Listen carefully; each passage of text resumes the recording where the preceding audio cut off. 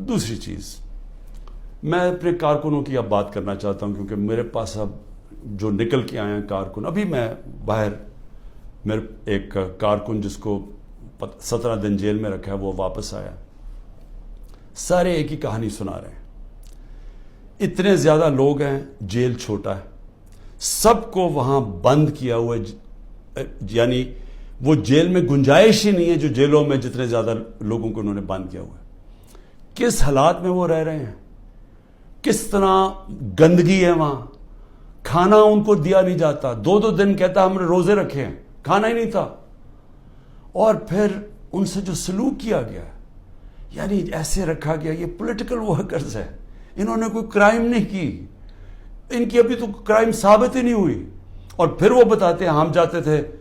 उधर अदालत में, वहां से निकलते थे दूसरे केस पे अंदर डाल दिया।